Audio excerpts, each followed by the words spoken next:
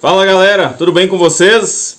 Eu sou o professor John Slen e aqui no nosso canal Planeta Educação vamos trazer um vídeo para você aqui hoje sobre o que? Vamos falar sobre a teoria de Piaget, é isso mesmo. Piaget, ele era um psicólogo e biólogo que viveu entre os anos 1896 a 1980. Então ele também foi pai de 3 filhos. E ele teve como temática também na sua vida estudar as crianças e aprende então como as crianças constroem então o raciocínio lógico de aprendizagem e como nós podemos desenvolver também a nossa inteligência.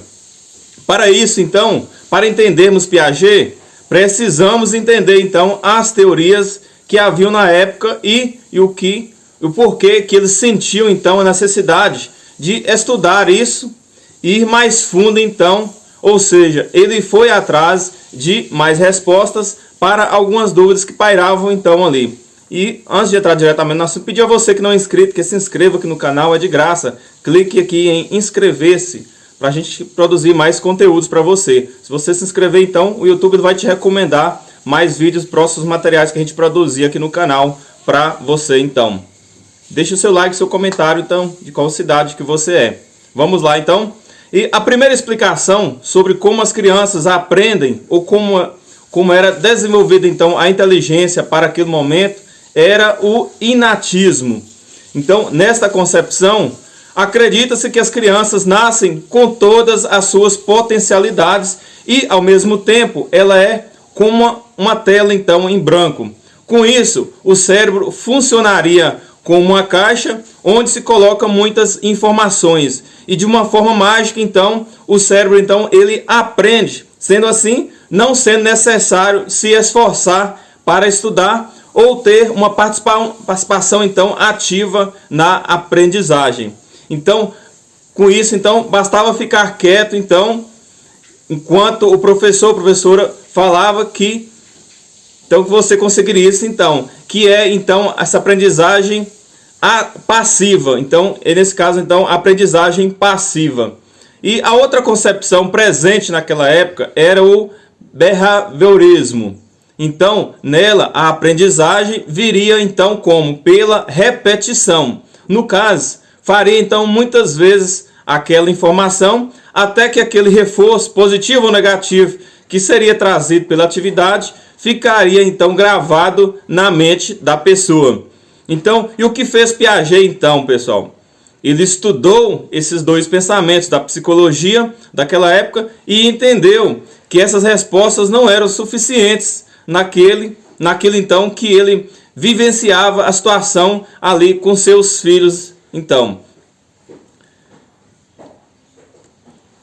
E daí então o que Piaget fez? A primeira teoria, que é a teoria da equilibração, segundo ele, o nosso cérebro não funcionava como uma única caixa, mas sim também como estruturas e esquemas, que é muito mais complexo o funcionamento do cérebro.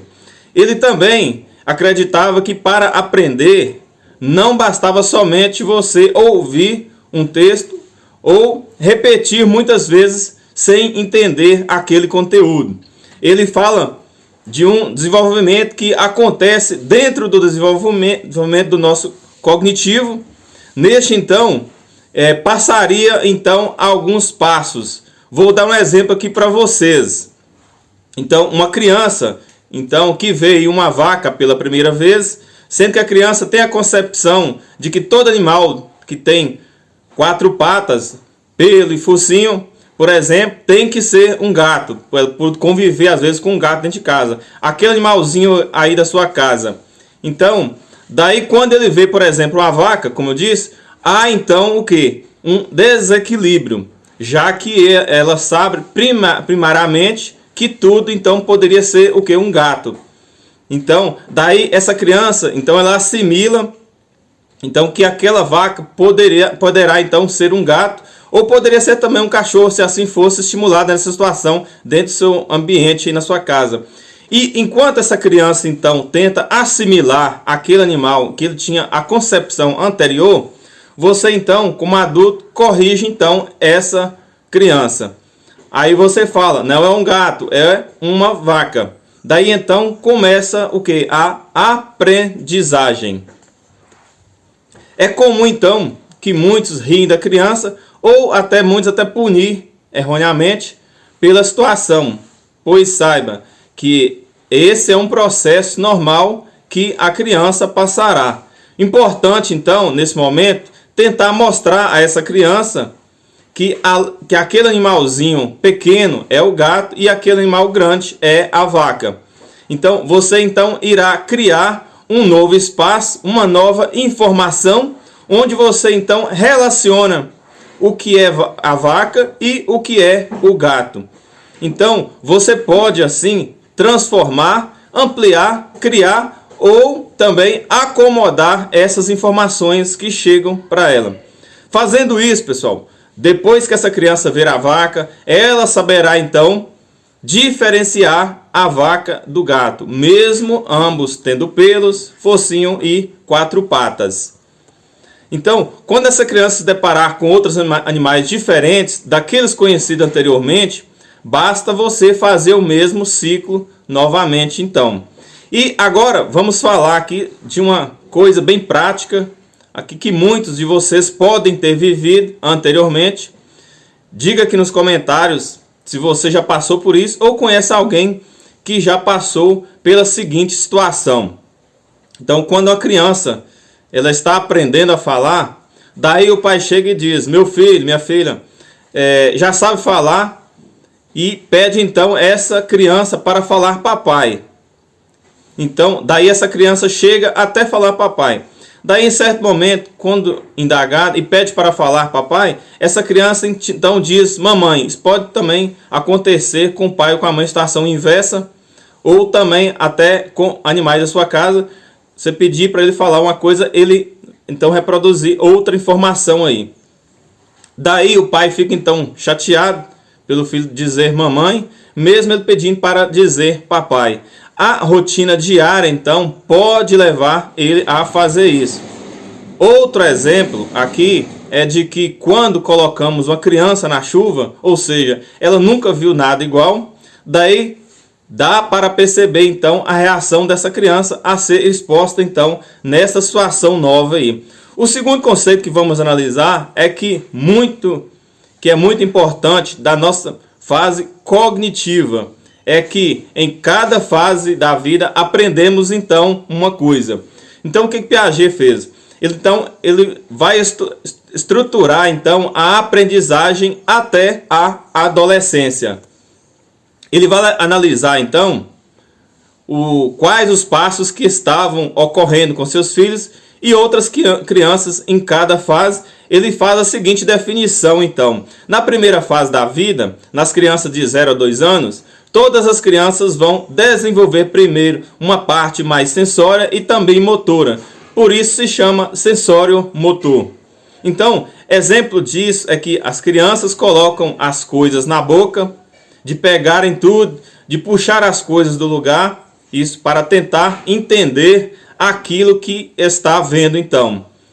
E se já derrubou tudo na sua casa, então se faz isso é porque sua criança então está seguindo corretamente as fases da vida dela.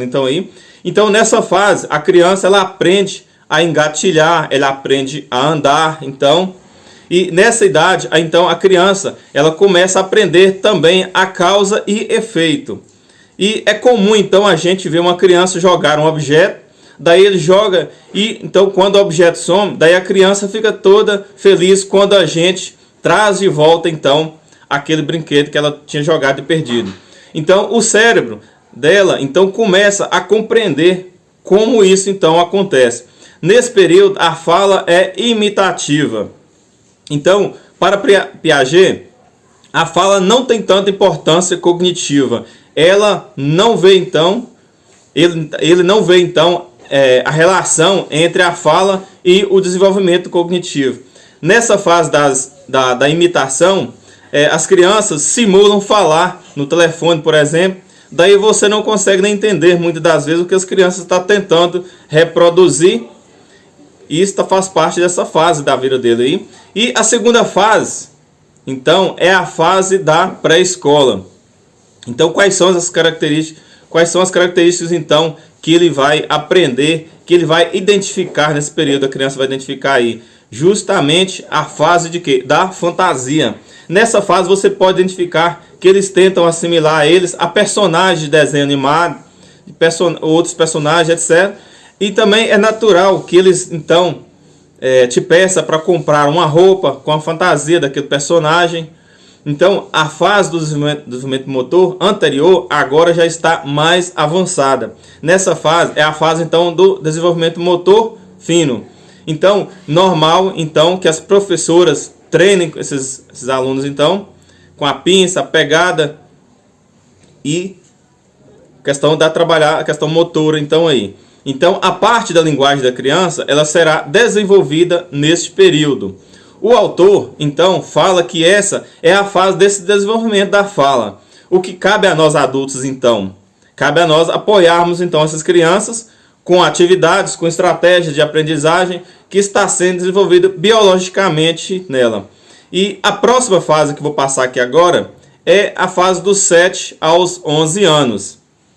Então, nessa fase, começa, então, a estruturar o pensamento lógico, o raciocínio, então.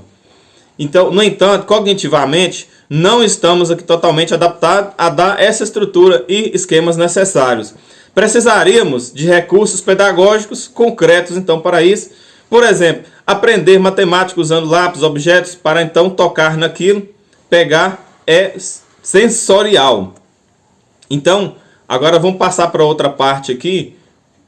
Vamos para os 11 a 12 anos. Então, nessa fase, começa, então, o pensamento abstrato. Daí, então, pode trazer atividades de raciocínio lógico para esses adolescentes, então. Aí, então, vem as mudanças de comportamento. Antes, então, tudo era tratado para mim. A partir dos 7 anos, então, começo a construir minhas amizades, fazer jogos de cooperação, brincar, participar da vida social, etc. Então, quando eu chego na adolescência, então, volta a ter um momento mais introspectivo. O que é isso? É um momento mais antissocial. Ele, então, analisa, então, essa parte do desenvolvimento. Piaget, então, ele destaca que pode ter crianças que podem desenvolver, então, a fala com alguns meses, e outras crianças, então, elas podem desenvolver a fala até com 4 a 5 anos, ou seja, cada caso é um caso, então. E Piaget acredita na interferência de quê? Do hereditário. Ou seja, isso explica, então, algumas crianças desenvolver mais rápido e outras demorarem um pouco mais. Ele liga isso, então, ao hereditário, biológico e também dos estímulos que cada criança recebe, então. Umas podem ter mais, outras menos. Por isso, então, essa diferença aí. E, então, o que Piaget foca, então? Ele foca, então, no biológico. Mas podemos, então, perceber que ele não nega, então, essas interferências que citei aí para você. Então, para Piaget, como você deve desenvolver, então, a inteligência dos seus filhos ou alunos. Ele propõe, então, que você deve proporcionar, então, várias atividades e momentos em que ocorra, então, o desequilíbrio. Isso é, colocar, então, eles para experimentar alimentos de muitos sabores, verificar muitas cores, tocar em muitas texturas e, principalmente, começar a compreender, então, que o que chamamos de erro, dentro dos aspectos normais, para Piaget, os erros também fazem parte do processo de aprendizagem. Existe, então, até uma expressão usada no dia a dia das pessoas que fala o seguinte: devemos aprender com os nossos erros. E isso não é algo, então, aleatório, dito por pessoas. Piaget, então, ele tem um estudo que mostra isso ser eficiente no dia a dia. Então, por exemplo, quando uma criança pega em algo quente e queima a mão, ela então terá medo de pegar ali novamente e lhe causar a mesma dor novamente. Assim somos nós no nosso dia a dia. E se você gostou do vídeo aí, deixe o seu like, seu comentário aí, se inscreva no canal, compartilhe esse vídeo com mais pessoas para a gente produzir mais material para vocês aqui e que o YouTube possa recomendar mais para vocês. Inscreva-se. Grande abraço e até o próximo vídeo.